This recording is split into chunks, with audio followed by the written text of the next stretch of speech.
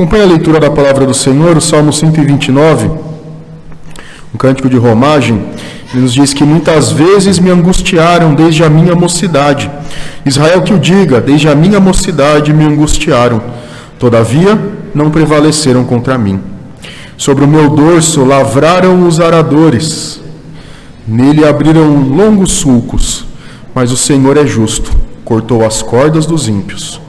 Sejam envergonhados e repelidos todos os que aborrecem a Sião. Sejam como a erva dos telhados, que seca antes de florescer, com a qual não enche a mão o ceifeiro, nem os braços o que ata os feixes. E também os que passam não dizem, a bênção do Senhor seja convosco. Nós nos abençoamos em nome do Senhor. Vamos orar mais uma vez. Senhor nosso Deus, agora nesse momento, ao nos debruçarmos diante da Tua palavra, aplica esta mensagem ao nosso coração. Como nós já lemos e cantamos durante este culto, ajuda-nos a olhar para o Senhor e encontrar em Ti segurança e conforto nesta jornada. Muito obrigado porque o Senhor está conosco a cada dia e assim podemos nos alegrar. Aplica em nós estas verdades, é o que pedimos em nome de Jesus. Amém. Meus irmãos, na nossa vida nós somos marcados muitas vezes por momentos de tribulação. É certo que as alegrias se colocam na nossa vida também, e nós temos satisfação, prazer em alguns eventos que acontecem, mas também é verdade que em outros momentos as alegrias parecem que vão embora, a segurança parece que foge, parece que o chão embaixo de nós abrirá, ou então é como uma areia movediça e que tudo pode desmoronar a qualquer momento. E assim como o salmista, nós olhamos para as situações da vida e conscientes do que o Senhor pode fazer por nós, nós perguntamos, por que, ó minha alma, você está aflita? Por que, minha alma, você está abatida? Espere em Deus. Mas é certo que muitas vezes nós não conseguimos fazer as conexões, não conseguimos olhar para todas as circunstâncias ao nosso redor e enxergar a boa mão do Senhor. No livro do O Peregrino, de John Bunyan, é descrito a jornada do cristão da cidade da destruição até os portais eternos, quando ele entra na cidade eterna. E durante essa jornada, ele, em alguns momentos, sai desse caminho. Primeiro ele vai até um lamaçal, ele sai do caminho, vai parar em um lamaçal e parece que aquele é o fim. Mas ele é resgatado dali e continua na sua jornada. Depois, em determinado momento, lhe é dito que há um outro caminho que ele poderia seguir, ele desvia por esse caminho e vai parar preso no castelo do gigante Desespero. Ali de novo parece que é o fim, mas de novo ele é liberto e segue o seu caminho com altos e baixos, com facilidades e dificuldades, mas assim ele vai caminhando até o final. John Bunyan está muito bem descrevendo a nossa situação. Em alguns momentos nós vamos muito bem, vamos caminhando, alegres, felizes pela nossa vida, temos coisas boas acontecendo, fatos positivos vão acontecendo e nós nos alegramos. Mas em outros momentos parece que os problemas vão se aumentando, vão se tornando cada vez maiores e nós não conseguimos ver além deles. Nós podemos ser afligidos por muitas coisas. Nós temos visto a inundação que atingiu o Rio Grande do Sul e tem atingido outras partes do mundo. Nós vemos como o Nordeste do Brasil sofre no seu sertão com a seca e famílias, por gerações, passaram dificuldades por lá. Muitos carecem da comida, outros perdem seus filhos, outros passam por doenças graves, outros são atingidos por crimes contra eles, e assim se levantam também perseguições, mentiras ou zombarias. Existem muitas coisas que podem nos acontecer, muitas tragédias que podem acontecer contra nós, e todas elas são fruto da tragédia que aconteceu no Éden, quando Adão e Eva deixaram de seguir a vontade do Senhor, e tudo isso vem como consequências disso. Então a grande questão para nós é como nós podemos enfrentar essas tribulações com esperança. Como nós podemos olhar para os fatos maus que nos cercam e encontrar ainda a alegria, encontrar acima de tudo esperança e não nos colocarmos em desânimo e desespero. Este salmo nos apresenta esta perspectiva. ele nos mostra, e aqui eu uso o tema a segurança do Deus justo para seguir adiante, com a ideia de que o que nós fazemos quando o mal recai sobre nós, como nós podemos seguir adiante, apesar da nossa tristeza, da aflição da nossa alma. Então esse salmo apresenta esta ideia, primeiro nos mostrando que é necessário para seguir adiante e recordar o socorro recebido do Senhor. Acompanhe comigo novamente a leitura dos 2 primeiros versículos. E essa ideia de recordação é dos versículos 1 ao 4, mas primeiro o salmista coloca uma situação de angústia em que ele foi colocado. Versículos 1 e 2 nos dizem que muitas vezes me angustiaram desde a minha mocidade. Israel que o diga, desde a minha mocidade me angustiaram. Então, do que o salmista está falando? Será que ele está falando da sua própria experiência ou ele fala de algo diferente? A ideia aqui apresentada por ele é a de que, ou ele traz a ideia aqui da mocidade da nação de Israel, do povo de Deus. Nós vemos isso claramente em alguns textos da Bíblia que retratam o caminhar de Israel como esta criança que foi concebida e cresceu, e que deveria crescer até encontrar a sua plena maturidade ao reconhecer o Senhor como seu único Senhor. Nós vemos, por exemplo, o texto de Oséias 11:1, no qual ele diz: quando era menino eu o amei, e do Egito chamei meu filho. De uma forma mais próxima para a profecia daqueles dias, o profeta estava se referindo à nação de Israel como tendo sido liberta pelo Senhor. E nós bem sabemos que Israel, e aqui ele está fazendo referência à saída do Egito, ele traz a ideia de que a nação foi formada naquele momento. Deus chamou, ou prometeu a Eva de que por meio dela viria uma descendência numerosa. Depois ele prometeu o mesmo a Abraão, de que por meio dele viria uma descendência bendita. Mas nós precisamos lembrar que nessa lacuna entre Adão e Abraão, há uma belíssima genealogia em Gênesis 5, que descreve vários homens que andaram com o Senhor. E um deles, Enoque, se destaca dentre eles, que o seu caminhar com o Senhor foi tão próximo, que ele pôde desfrutar nesta vida das benesses do Senhor, e ele não passou pela morte porque ele foi tomado pelo Senhor. Homens que caminharam com o Senhor, e depois Noé, na sua geração, o único homem que andou com o Senhor, dessa genealogia bendita. E aí Israel vai se desenvolvendo através de Abraão, Isaac e Jacó, entra no Egito como uma pequena família de 70 pessoas e sai de lá uma grande nação. E ali, depois que eles passam pela libertação do Egito, eles vão até o Monte Sinai e ali recebem a lei do Senhor. E nesse momento Israel está sendo formado uma grande nação. E dali então é a esse evento que a Bíblia se refere com esta juventude, com esta infância. Israel estava nascendo como povo. Então Deus o chamou do Egito, chamou meu filho do Egito e assim nos fez como povo do Senhor. Jeremias 2:2 também, nós lemos o seguinte: vai e clama aos ouvidos de Jerusalém. Assim diz o Senhor, lembro-me de ti, da tua afeição quando eras jovem, e do teu amor quando noiva, e de como me seguias no deserto, numa terra em que não semei. A mesma ideia de que ali no momento em que eles saíram do Egito, eles sendo formados como povo do Senhor, e aqui o profeta declara do seu amor e da sua afeição. Ele está dizendo, vocês se dedicavam a mim, vocês procuravam viver comigo. E aí nos dias do profeta ele diz, mas vocês esqueceram disso. O tempo passou, vocês cresceram e se afastaram de mim. É a mesma ideia que depois João descreve as igrejas do Apocalipse dizendo, lembra-te das tuas primeiras obras, volta ao teu primeiro amor, lembra-te de como você era na minha presença. Então, o salmista aqui se refere à nação como concebida pelo Senhor, uma nação que foi gerada pelo Senhor e por isso a sua filiação.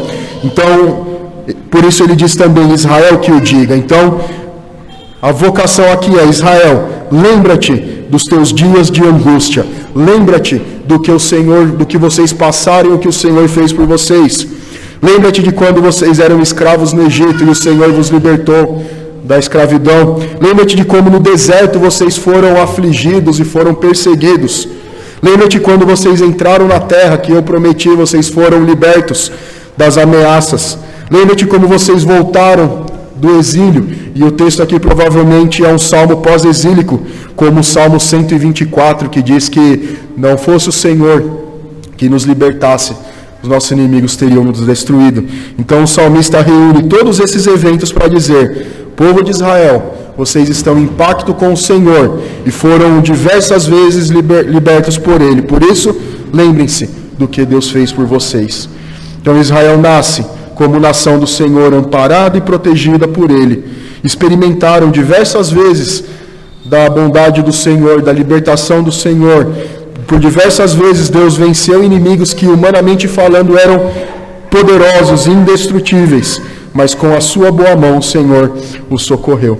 Mesmo quando consideramos o exílio, o Senhor aqui se destaca como sendo aquele que envia o seu próprio povo para experimentar do juízo, receber o seu castigo, mas também aquele que os restaura e os traz de volta para de novo relacionar-se com eles. Isso para aquele tempo tinha muito a dizer, porque os deuses do passado, os deuses das outras nações não tinham esse poder. Não poderiam controlar outras nações, não poderiam agir em outros territórios, mas o Senhor que se descreve como o Senhor de toda a terra é aquele que mostra controle sobre todos os povos e mostra o seu amor pelo seu povo.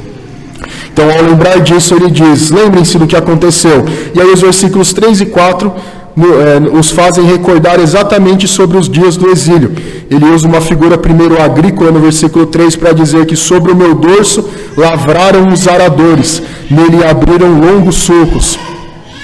A ideia aqui é que na agricultura eles usavam o arado para abrir os caminhos na terra onde as sementes eram plantadas.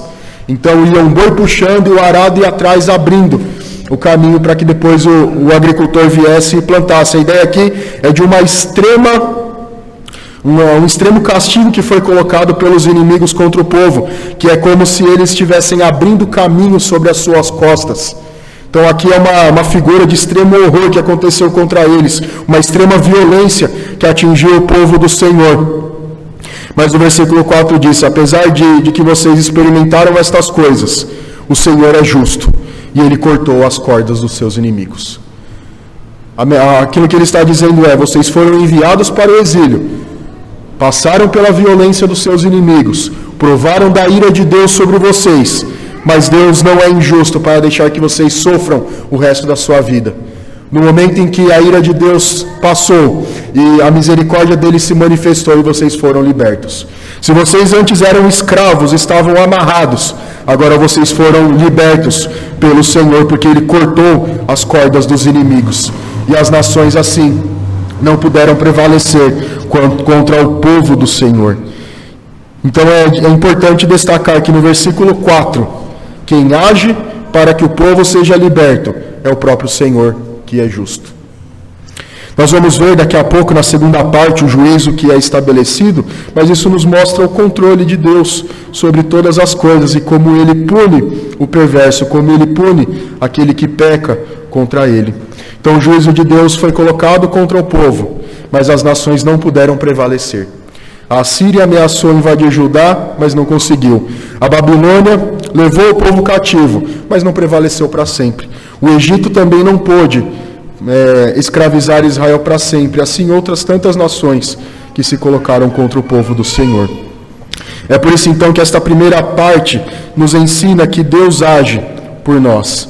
Deus é quem se manifesta para mostrar a sua glória. E por isso nós lemos na liturgia a 2 Coríntios 4, e aí eu vou destacar os versículos 8 a 10 que nos dizem: em tudo somos atribulados, porém não angustiados, perplexos, porém não desanimamos, perseguidos, porém não desamparados, abatidos, porém não destruídos, levando sempre no corpo o morrer de Jesus, para que também a sua vida se manifeste em nosso corpo. Então a ideia de Paulo aqui é que nós carregamos um tesouro em nós, que é a graça do Senhor, que é o Evangelho do Senhor. E apesar de passarmos por angústias, nós não desanimamos e não desfalecemos, porque o Senhor não nos abandona. Nós somos atribulados, porém a angústia não toma a nossa alma. Nós às vezes ficamos perplexos com as coisas que acontecem conosco. Nós pensamos, por que isso acontece? Mas nós não desanimamos, porque nós entendemos que Deus está no controle de todas as coisas, como nós cantamos aqui um pouquinho antes. Nós podemos ser perseguidos, mas podemos ter a certeza de que o Senhor não nos desampara. Ele está sempre conosco. Nós às vezes nos abatemos e somos abatidos, porém não somos destruídos perpetuamente, porque nós estamos levando no corpo o morrer de Jesus, o conformar-se com Ele, o conformar-se com os seus sofrimentos, o experimentar do que é seguir a Jesus Cristo. Então, por mais que nós soframos, que os inimigos nos ataquem, que o mundo tente nos destruir, ele não poderá, porque os sofrimentos são essa marca da herança bendita do Senhor, porque são as marcas que nos conformam aos sofrimentos do Senhor Jesus. Então, meus irmãos, quando nós somos perseguidos por causa da nossa fidelidade ao Senhor, quando nós somos angustiados por causa da nossa dedicação ao Senhor, não desanime, porque isso é uma demonstração de que a graça do Senhor foi derramada sobre você, que Ele te achou digno de sofrer pelo nome de Cristo. Então, por isso, a esperança se coloca sobre nós. Nós podemos, assim, resistir aos ataques do inimigo. E a ideia desses primeiros 4 versículos é que nós podemos ver isso na nossa história. Podemos ver isso na história do povo de Deus. Israel foi liberto pelo Senhor durante todo esse tempo, mas quando nós olhamos para a era pós-apostólica, ali já depois do 1º século, nós podemos ver como a mão de Deus continua abençoando e dirigindo o seu povo. Nós podemos ver na história da Igreja Presbiteriana do Brasil como o Senhor susteve irmãos e irmãs nossos. Nós podemos olhar para irmãos que estão conosco nesta igreja nessa noite e ver como Deus tem agido nas suas vidas. Nós podemos olhar para a nossa própria vida e também ver como o Senhor tem nos amparado. São testemunhos do Senhor, do seu poder e glória agindo pelo seu povo, e por isso eles devem ser relembrados. E é por isso que o Senhor destaca nos momentos em que Ele está exortando o povo a entrar na terra, lá em Deuteronômio, dizendo, lembra-te disso, e ensina os seus filhos sobre o poder do Senhor. Mas tudo isso pelo que nós passamos também nos leva à certeza e à segurança de que Deus, que é justo, agirá no juízo contra os ímpios e contra os inimigos no futuro. Os versículos 5 a 8 descrevem os atos redentores do Senhor. Então, nos primeiros versículos, ele recordou como a igreja do Senhor pode encontrar segurança na sua jornada, como apesar das dificuldades, das perseguições, o Senhor os socorre. E a mensagem que Deus dá é, esse socorro que é dado não é tudo, porque há também um juízo a ser colocado sobre aqueles que não confessam o nome do Senhor. Então aqui nós temos a ideia de guerra santa, e a guerra santa é diferente do conceito islâmico e católico, que trazem consigo a ideia de que a igreja deve ir ao mundo e destruir aqueles que não abraçam a fé. A ideia tanto católica nas cruzadas quanto da jihad islâmica é a ideia de que aqueles que não se curvam ao seu Deus devem ser mortos pela igreja. Mas o conceito de guerra santa não é esse. O conceito de guerra santa bíblico é o de que Deus luta pelo seu povo. Então, quando os inimigos se levantam contra o seu ungido, como o Salmo 2 diz, quando os inimigos se levantam contra a igreja do Senhor, quem a defende é o Senhor. Quem sustenta essa igreja para que não seja destruída é o Senhor, e por isso ele é chamado como o Senhor dos exércitos. E a ideia da guerra santa, como nós vemos principalmente em Josué, é a de que Deus vai adiante do seu povo, Deus pode usar até exércitos de Israel, ali no caso, para lutar, e enquanto eles permanecerem fiéis ao Senhor, nenhum homem cairia derrotado, nenhum homem cairia morto. Mas quando Israel deixou de confiar em Deus, como no episódio de Acã, em que foi dito, não peguem despojo nenhum, e Acã foi lá e pegou o ouro, a prata e a capa. O que acontece na guerra seguinte em Ai é que Deus os entrega nas mãos dos inimigos, e várias pessoas caem mortas. Por quê? Eles abandonaram o Senhor. Então, quando é identificado aquele que é faltoso e ele é punido pelo seu pecado, o povo se reconsagra novamente para o Senhor.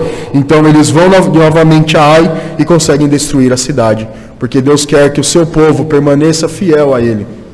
Então, como eu disse, as aflições que são colocadas sobre nós e que são marca da nossa fidelidade ao Senhor, nós somos abençoados nelas.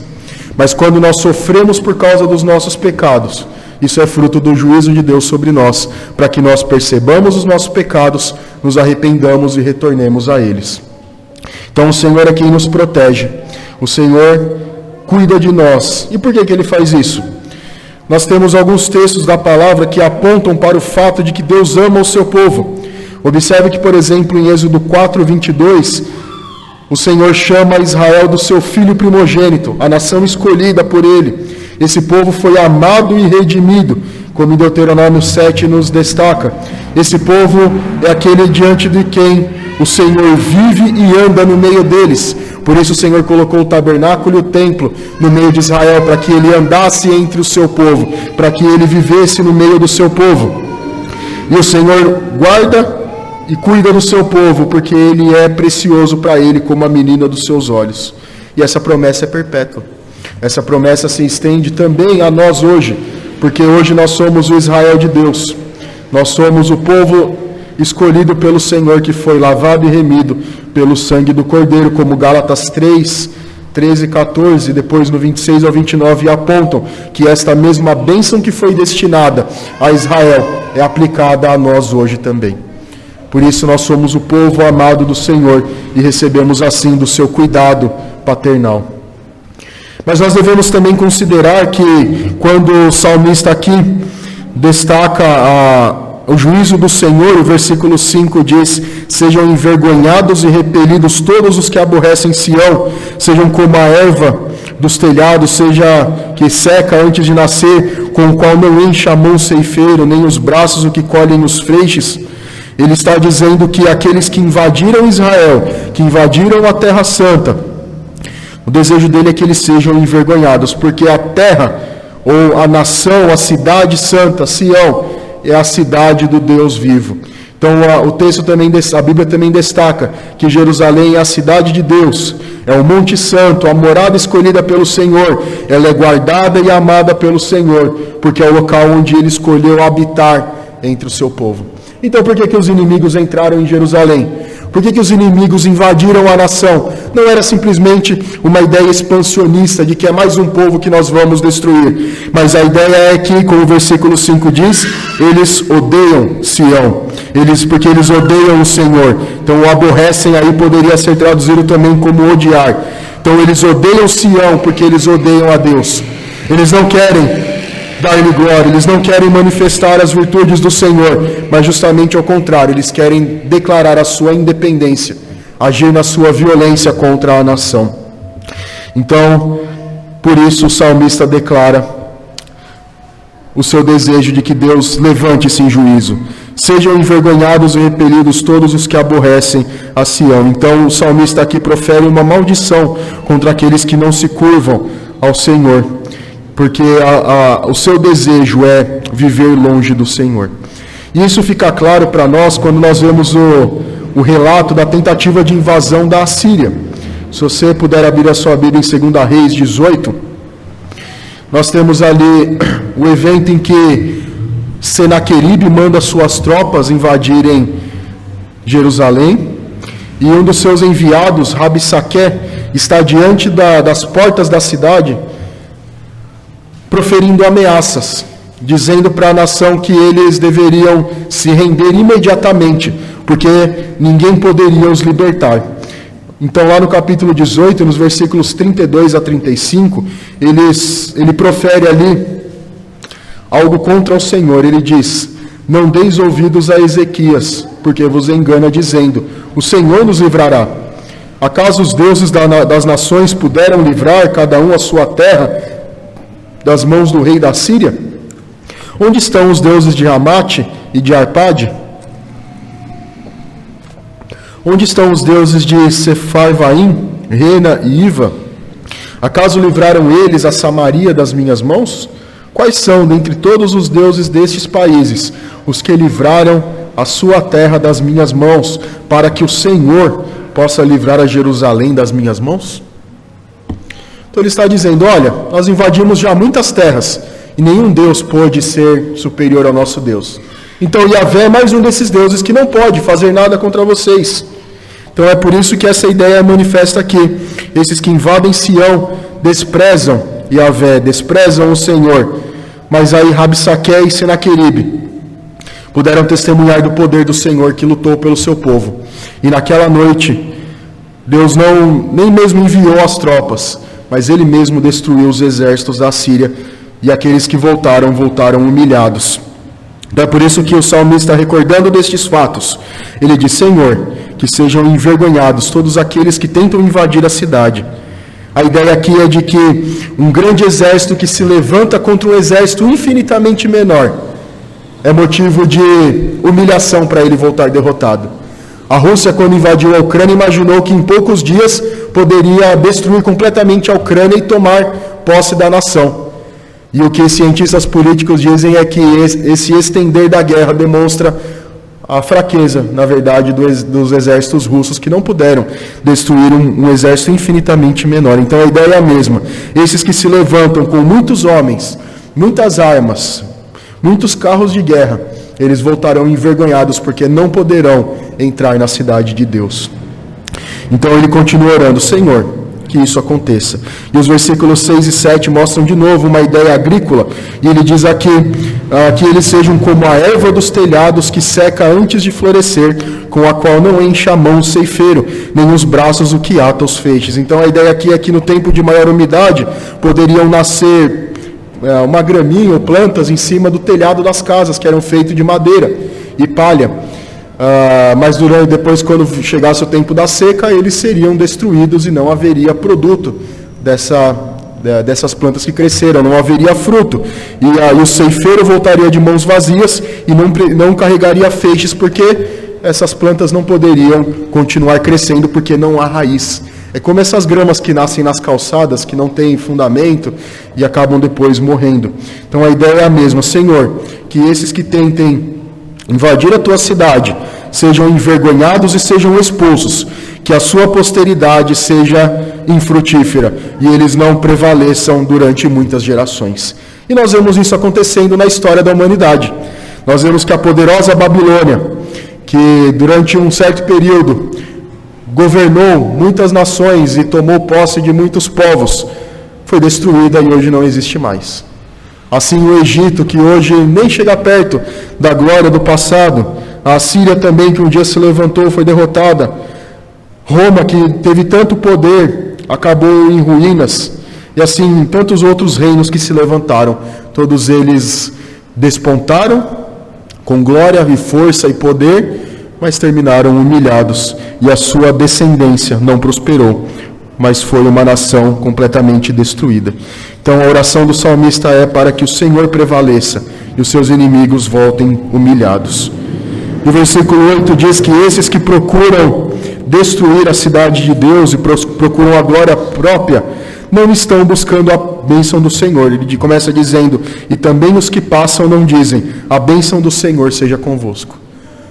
A bênção aqui traz a ideia de que é o desejo de que haja prosperidade naqueles que estão debaixo do Senhor.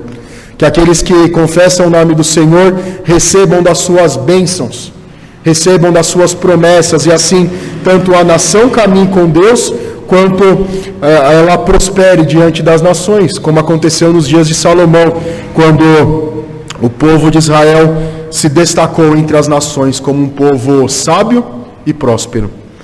Então a ideia dele é: não há como haver bênção de Deus onde as pessoas procuram andar longe de Deus. A ideia é clara: pessoas que não caminham com Deus não podem desfrutar das suas bênçãos. Pessoas que estão longe de Deus não podem esperar da sua bênção. Nós vemos hoje muitas pessoas à procura apenas da bênção de Deus, mas não da dedicação ao Senhor. Quando são afligidas, pedem para que nós oremos. E nós, como mediadores e como filhos de Deus, fazemos isso, orando: Senhor, derrame a tua bênção, converta os corações e haja poderosamente naquela vida. Mas como que as pessoas esperam receber da graça do Senhor se não procuram uma vida que leve a isso? É claro que a Bíblia mostra claramente que não depende de nós recebermos dessas bênçãos, mas depende da regeneração.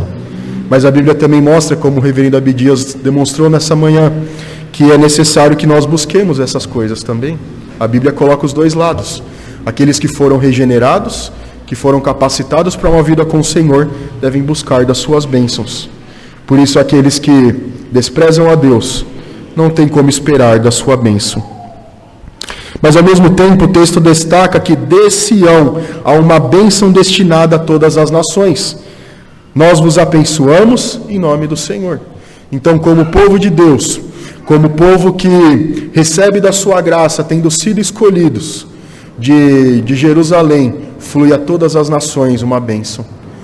Se os irmãos se lembrarem, quando Deus chamou Abraão, disse que por meio dele, todas as famílias da terra seriam benditas. Isso significa que o povo do Senhor é chamado para manifestar a glória e a graça do Senhor, para que as pessoas ouçam e creiam. Então nós somos os porta-vozes do Senhor, a partir dos quais Deus é anunciado, que Cristo é anunciado, que a sua glória e a sua graça são anunciadas. E como nós cantamos no hino 288, a nossa mensagem é: reconciliai-vos com Deus. Nós carregamos essa mensagem. E é nesse sentido que o salmista fala sobre esta bênção e esse desejo por uma bênção que recai. A mensagem do povo de Deus é: converta-se, curve-se ao Senhor e receba da sua graça e da sua glória. Curva-se diante do Senhor e receba a salvação do Senhor. Então, ao mesmo tempo em que o salmista ora: Senhor, derrame a tua bênção, a tua maldição, do teu juízo sobre aqueles que desprezam o Senhor. Ao mesmo tempo nós oramos: Senhor, que isso não seja para sempre, haja com poder e glória. Mas para aqueles que não se curvarem, esta imprecação, esta maldição proferida no versículo 5, ela recai sobre essas pessoas que não confessam o Senhor. Então, juntando tudo isso que nós vemos, como Deus age poderosamente no meio do povo de Deus, a história de Israel não é o fim. Ela não é uma história em si mesma e que só serve para ser olhada como algo que foi passado, mas ela é uma ilustração do que Deus faz na história da redenção. Os inimigos de Deus se levantaram contra ele e contra o seu ungido, como o Salmo 2 destaca. Os inimigos, os demônios se levantaram quando Cristo veio, tentaram acabar com a sua obra, tentaram acabar com ele, mas eles não puderam vencer o Senhor, porque eles foram destruídos. A mesma figura da guerra é destacada sobre a vitória de Jesus sobre os seus inimigos. Lá na carta de Paulo aos Colossenses, nós lemos como os inimigos foram completamente derrotados. Havia um escrito de dívida contra nós, uma sentença judicial escrito: está condenado. Mas é dito ali que Cristo encravou na cruz esse escrito de dívida. Por quê? Porque esta sentença recaiu sobre Cristo. E na sequência ele diz: por meio desta vitória na cruz, os inimigos foram expostos ao desprezo público. A ideia aqui é a da marcha triunfal, que os romanos entravam em Roma triunfantemente, com seu general à frente, em toda a sua glória e pompa, e no final vinham os inimigos nus, derrotados. A ideia aqui é que Jesus retornou aos altos céus como vitorioso, e os seus inimigos estavam completamente humilhados e derrotados, estavam envergonhados, porque não puderam fazer nada contra o Senhor, mas eles foram derrotados. Assim, todos aqueles que caminham longe do Senhor um dia terão que pagar, receber a ira de Deus sobre si, precisarão passar por isso. E Apocalipse 22, que descreve a cidade santa, a salvação de Deus, diz que lá não entram os cães, os feiticeiros, os impuros, os assassinos, os idólatras e todo aquele que ama a prática da mentira, porque no reino eterno não há lugar para o pecado. Mas ao mesmo tempo, esses que não se curvaram em vida ao Senhor, nesse dia terão que obrigatoriamente se curvar. Como Filipenses 2, 9 a 11 nos dizem, que Deus o exaltou sobremaneira e lhe deu um nome que está acima de todo nome, para que ao nome de Jesus se dobre todo o joelho nos céus e na terra e debaixo da terra, e toda língua confesse que Jesus Cristo é o Senhor, para a glória de Deus Pai. Então a ideia que é trazida aqui vai além da história de Israel, vai além da nossa vida nesse mundo, porque ela destaca o cuidado de Deus na salvação. Muitas vezes nós andamos angustiados porque estávamos vivendo no pecado, vivendo na nossa própria vida, mas um dia o Senhor nos chamou para fazer parte do seu reino, para habitar na cidade santa. E à medida em que nós caminhamos com Ele, os inimigos que estão fora continuam tentando invadir, mas o Senhor é quem nos protege. Como João 10 destaca que Ele é o bom pastor, que dá vida pelas suas ovelhas. O lobo tenta invadir, mas o Senhor é quem defende o seu povo. E assim então, nós receberemos da sua graça e da sua glória. Se hoje nós passamos por dificuldades, um dia nós estaremos com Ele na glória eterna, desfrutando da sua companhia. E esses inimigos serão definitivamente condenados e receberão o seu juízo. Então, por isso, meus irmãos, à medida em que nós andamos na nossa vida, nós devemos lembrar quem somos. Somos filhos do Senhor, fomos transformados por Ele. E Ele nos chamou para uma viva esperança. Então, se Ele nos trouxe para junto de si, nos uniu a si mesmo e nos levará aos céus, todas as coisas que nos acontecem são infinitamente menores do que tudo isso.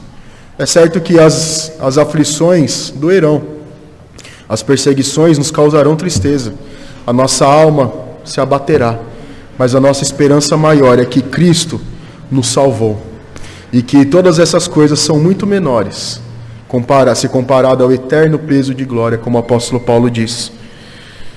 Elas podem trazer-nos dificuldades, mas nós devemos lembrar que o Senhor está conosco sempre.